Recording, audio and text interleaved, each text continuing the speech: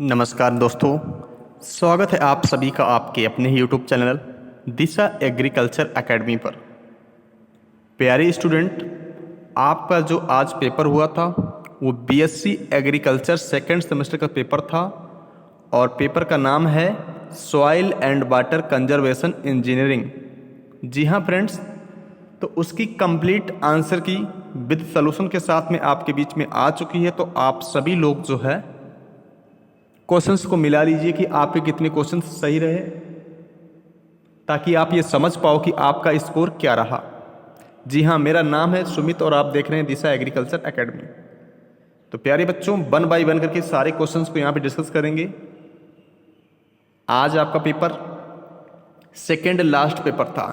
अब आपका जो आगामी एक और पेपर होगा वो होगा प्लांट बायोकेमिस्ट्री का, और वो पेपर आपका 21 तारीख को होगा। तो आप लोग चिंता ना करें, है ना। 21 तारीख के लिए हमने भी एक कंप्लीट नोट्स अपना बन रहा है। 21 तारीख के लिए अपना नोट्स कंप्लीट नोट्स बन रहा है और ये नोट्स आपको कल सुबह तक आसानी से प्राप्त हो जाएगा।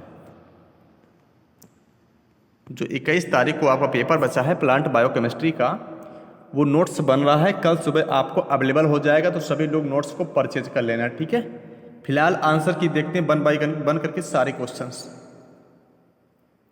पहला क्वेश्चन पूछा गया था कि in splash erosion the rain drop energy acts in the form of, मतलब जो अपस्फुरण है अपर्दन में वर्षा बूंद ऊर्जा किस रूप में कार्य करती है। रासायनिक, संभावित, गतिज या फिर कोई नहीं। सो गाइज, इसका करेक्ट आंसर क्या होगा? आई थिंक इसका काइनेटिक एनर्जी होना चाहिए। थोड़ा सा डाउटफुल क्वेश्चन है, अगर आपको इस प्रश्न का आंसर आता हो तो आप लोग बता देंगे, ठीक है। क्वेश्चन नंबर 2, मृदा कटाव मुख्यतः प्रभावित होता है। जो सॉइल इरोजन है ये मोस्टली किसके द्वारा अफेक्टेड होता है? तो वर्षा की तीव्रता यानी rainfall intensity is the right answer. Option number B correct है। नेक्स्ट, मृदा से गंदे मृदा युक्त धुले पानी का बहना सूचक है। Muddy run off water in soil is indication of. So guys, correct answer is sheet erosion, यानी बी ऑप्शन करेक्ट है। B option correct. नेक्स्ट,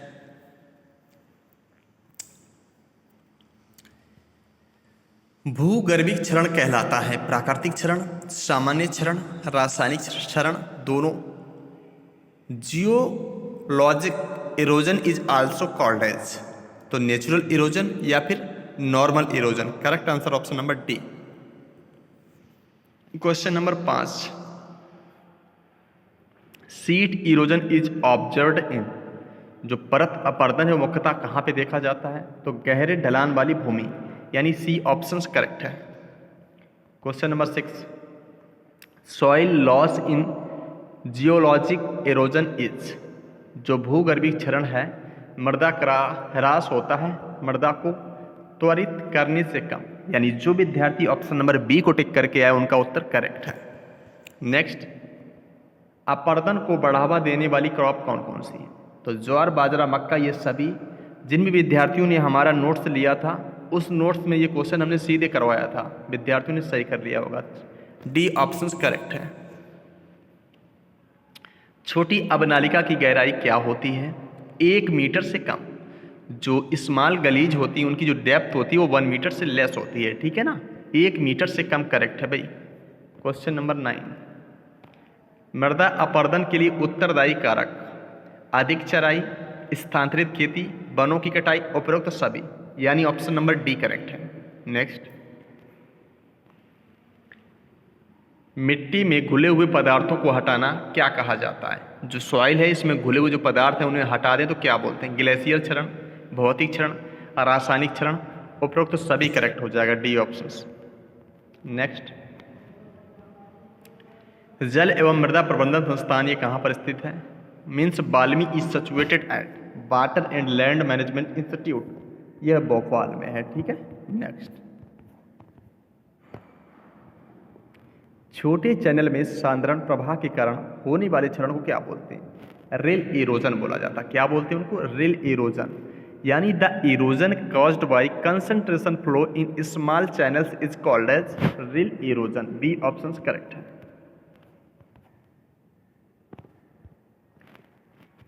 अवनालिका क्षरण की पूर्व अवस्था advance stage of gully erosion is known as rill erosion. Option number C correct था 13 का। Question number 14, a network of gully is called as, जो अवनालिका के एक नेटवर्क को क्या बोलते हैं? उसको बोलते हैं gullied area. Option number B correct है भाई।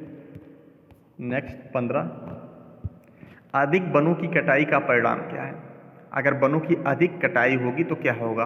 बाढ़ आएगी, है ना, मृदा प्रदूषण होगा, मृदा कटाव होगा। उपरोक्त सभी करेक्ट, यानी डी ऑप्शन करेक्ट है। नेक्स्ट, वायु अपरदन में कणों की गति होती है। In wind erosion movement of particle is carried out by saltation, suspension and surface creep. उत्परिवर्तन, निलंबन और सतह विसर्पण। Correct answer option number C. Next, किस प्रक्रिया द्वारा बड़े और भारी कण गति करते हैं? तो ये सरफेस क्रीप यानी उत्परिवर्तन, निलंबन, उपरोक्त सभी करेक्ट है। ऑप्शन नंबर डी करेक्ट है। नेक्स्ट, रेत के टीले बनते हैं। सो गाइस, जो सैंड डेंस होते हैं किसके द्वारा बनते हैं? ये बनते हैं बलुई मृदा में। ऑप्शन नंबर कौन सा करेक्ट होगा? डी ऑप्शन राइट है। नेक्स्ट, इसका करेक्ट जवाब हो जाएगा option number D. Move on करते हैं क्वेश्चन नंबर नेक्स्ट की तरफ।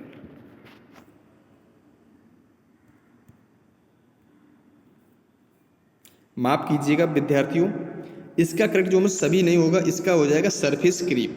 नेक्स्ट, और इसका हो जाएगा option number D. Question number 19 देखेंगे हम लोग। निम्नलिखित में से वायु अपरदन का प्रकार नहीं है। जो सतह विसर्पण है यह जो है वायु अपरदन का प्रकार नहीं है। Option number A correct. Contour मेड़ का प्रयोग होता है ग्रेटर देन 750 मिलीमीटर वर्षा वाले क्षेत्रों में, यानी ऑप्शन नंबर बी करेक्ट है भाई। नेक्स्ट, मृदा की गहराई बढ़ाने पर स्थूल घनत्व पर क्या प्रभाव पड़ता है? ये बढ़ जाता है, इंक्रीज हो जाता है बल्क डेंसिटी जो है। नेक्स्ट, कंटूर मेड़बंदी में उपयुक्त ढाल होता है। कंटूर बैंडिंग जो करती है वो उसमें ढाल कितना होता है? तो 6% ढाल होता है। ऑप्शन नंबर ए करेक्ट है। Which one of the following is mechanical measure of erosion control? So guys, contour मेड़बंदी, बेसिन लिस्टिंग, सब साइलिंग, उपरोक्त सभी। ऑप्शन नंबर डी करेक्ट है। क्वेश्चन नंबर 24, प्राकृतिक या सामान्य क्षरण क्या कहलाता है? तो इसको बोलते हैं अपना जियोलॉजिकल एरोजन, यानी ऑप्शन नंबर त्वरित भी बोल सकते हैं, गलत प्रतिक्रियाएं। करेक्ट आंसर जाएगा ऑप्शन नंबर डी के साथ में। मूव ऑन करते हैं क्वेश्चन नंबर नेक्स्ट की तरफ। Central research institute for dryland agriculture, Rajasthan correct है। पट्टीदार खेती का इनमें से कौन सा रूप है? तो ये सारे रूप पट्टीदार खेती के होते हैं। वायु पट्टीदार खेती, कंटूर पट्टीदार या फिर बफर पट्टीदार। Next, particle size of saltation process, जो उत्परिवर्तन है साल्टेशन, इसमें कणों का आकार क्या होता है? तो 0.5 से 1 मिलीमीटर व्यास के होते हैं। सी करेक्ट है भाई। वायु के कटाव की संभावना न्यूनतम है, इन सभी में न्यूनतम होती है। डी ऑप्शन करेक्ट है।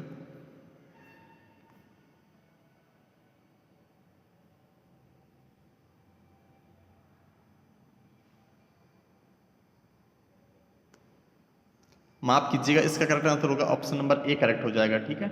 नेक्स्ट, सर्वमान मृदा हानि समीकरण दिया गया है, किसके द्वारा दिया गया था? बिस्मियर एंड स्मिथ के द्वारा दिया गया है, यानी ऑप्शन नंबर बी करेक्ट है भाई। मृदा सतह के नजदीक हवा बहाव की गति होती है, कम होती है। ठीक है ना, बी ऑप्शन करेक्ट है।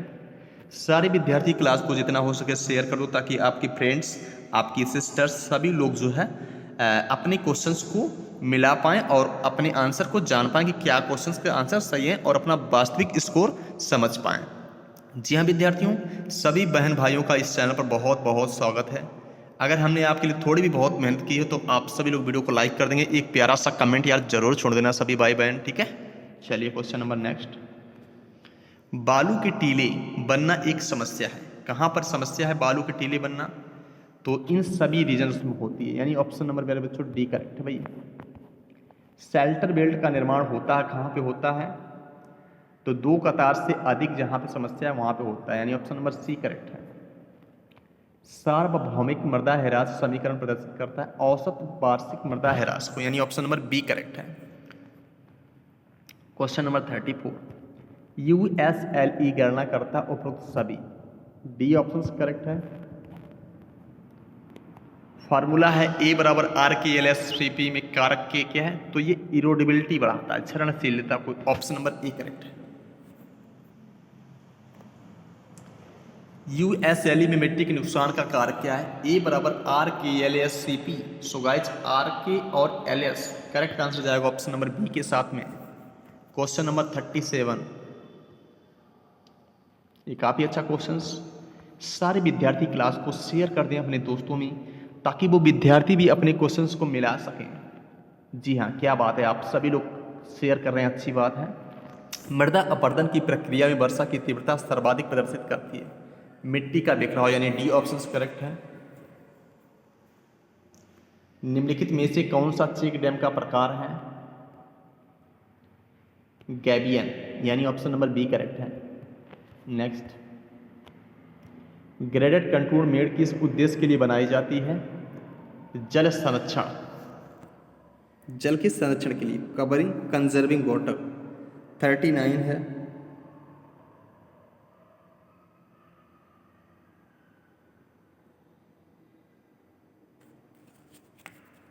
अच्छा क्वेश्चन है, ये आ सकता है।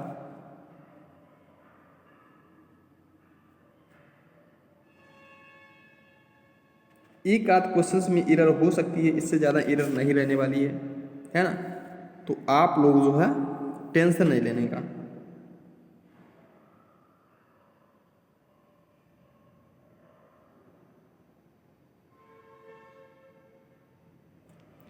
ठीक है, इसका जल संरक्षण हो सकता है। करेक्ट नहीं भाई, करेक्ट नहीं है। ग्रेड कंट्रोल मेड किस उद्देश्य के लिए बनाई जाती है,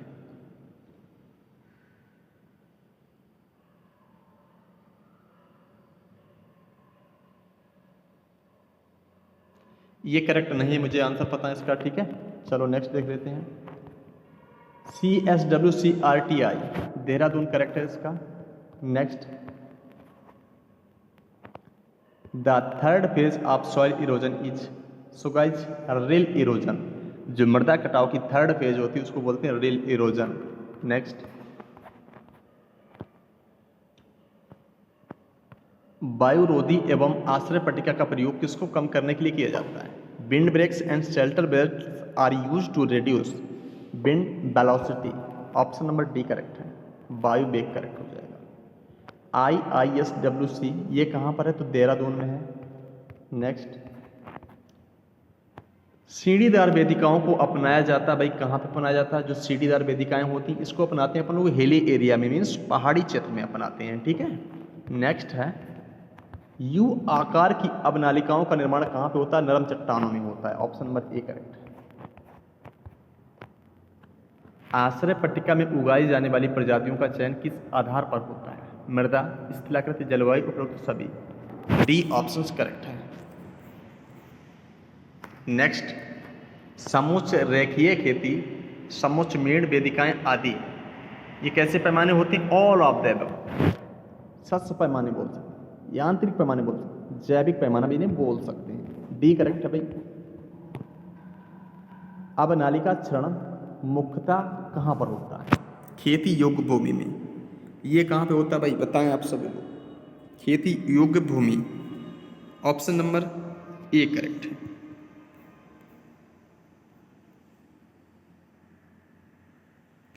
कुछ विद्यार्थी इसका करेक्ट आंसर आए, शस्य पैमाना भी करके आए हैं। शस्य पैमाना करेक्ट हो जाएगा, ठीक है ना, शस्य पैमाना करेक्ट हो जाएगा। कुछ विद्यार्थियों के हिसाब से शस्य पैमाना है, चलो ठीक है। Next, stream bank erosion is a type of, तो ये कोस्टल इरोजन का टाइप है, तटीय क्षरण का टाइप है, सी ऑप्शन करेक्ट है। 50 नंबर, निम्नलिखित में से मृदा अपरदन को नियंत्रित करने के लिए शस्य संबंधी उपाय नहीं है, कौन सा उपाय नहीं है, check dam, option number B correct है भाई। नेक्स्ट है, मृदा के अंदर पानी के प्रवेश को क्या बोलते हैं? इसको बोलते हैं, क्या बोलते हैं? Infiltration is the immediate entry of water to the soil. Infiltration correct हो जाएगा, infiltration, option number B correct है, इनफिल्ट्रेशन। नेक्स्ट, वाटर हार्वेस्टिंग जो टर्म है किसने दिया? एजी टाइंसले ने दिया था। घासदार जलमार्ग का प्रयोग कहाँ पे होता है? सिंचाई के पानी को पहुंचाने के लिए, अपवाह को संभालने के लिए, बाढ़ नियंत्रण के लिए, उपरोक्त सभी। डी ऑप्शन करेक्ट है। तो वनस्पतियों द्वारा संरक्षित जलमार्ग क्या कहलाते हैं? घासदार जलमार्ग, ग्रास्ड एरिया। ये काफी अच्छा क्वेश्चन, कई बार रिपीट होने वाला क्वेश्चन। नेक्स्ट, इकार्डा कहाँ पे स्थित है? तो ये सीरिया में स्थित है। नेक्स्ट, आर्थिक रूप से सबसे ज़्यादा घासदार जल प्रवाह का आड़ाकाट क्षेत्रफल कहाँ पे है? परवलयिक, समलंबाकार, त्रिभुजाकार, उपरोक्त सभी। सो गाइस परवलयिक इस करेक्ट आंसर हो जाएगा, ऑप्शन नंबर ए करेक्ट है। सीढ़ीदार वेदिकाएं जो हैं क्या काम है उनका? तो उनका काम होता है मेड़ की तरह, ऑप्शन नंबर ए करेक्ट है। जो सीढ़ीदार वेदिकाएं मेड़ की तरह इनका निर्माण होता है। क्वेश्चन नंबर 58 है, समलंबाकार मेड़ का निर्माण किस उद्देश्य के लिए कंटूर पर किया जाता है? अपवाह नियंत्रण, जल संग्रहण, क्षरण नियंत्रण, उपरोक्त सभी। ऑप्शन नंबर डी करेक्ट है। क्वेश्चन नंबर 59, शूट स्प्लिस बे और कंस्ट्रक्टेड टू। 59 नंबर क्वेश्चन से ये काफ़ी अच्छा प्रश्न है। तो अबनलिका घाटी और अबनलिका हेड, इन दोनों में ये करेक्ट होता है, सी ऑप्शन करेक्ट है। और आज जो आपसे प्रश्न पूछा गया था उसका last question, national bureau of soil survey and land use planning is located at. So guys correct answer हो जाएगा नागपुर। तो ये टॉप 60 क्वेश्चन थे जो आज आपसे एग्जाम में पूछे गए थे। आई होप आपको वीडियो पसंद आई होगी। अगर हमने वास्तविक आप लिए कुछ मेहनत की है तो आप सभी लोग वीडियो को लाइक कर देंगे, शेयर करेंगे, चैनल को सब्सक्राइब जरूर कर लेंगे। और आपका जो पेपर है 21 तारीख को प्लांट बायोकेमिस्ट्री का, उसका एक इम्पॉर्टेंट नोट्स बन रहा है, कल आपको नोट्स मिल जाएगा। तो सभी लोग, लास्ट पेपर है, भारी संख्या में नोट्स को परचेज कर लेना, क्योंकि एक पेपर में आप अगर 20 रुपये खर्च कर दोगे तो आपका कुछ नहीं जाएगा, ठीक है ना। तो प्यारे बच्चों, इसी आशा और उम्मीद के साथ में मिलते हैं कि आपके सारे ही पेपर अच्छे हुए होंगे, आपका स्कोर अच्छा आएगा। और भी एक बात आपको बता दें कि मेरे जो बड़े भाई हैं उनकी 8 जुलाई को शादी थी। इसी 8 जुलाई को उनकी शादी थी, तभी आपकी सेवा में मैं कुछ सही से नहीं रह पाया हूँ, अच्छे से आपको ज़्यादा क्लासेस नहीं दे पाया हूँ, लेकिन फिर भी हमसे जो बन सका हमने आपका प्रयास किया आपके साथ में खड़े होने का। अगर हमसे कोई गलती भी हुई हो तो आप मुझे क्षमा कर सकते हैं। तो प्यारे बच्चों, बहुत ही जल्दी मिलते हैं नेक्स्ट क्लास के साथ में, तब तक के लिए नमस्कार। Thanks for watching.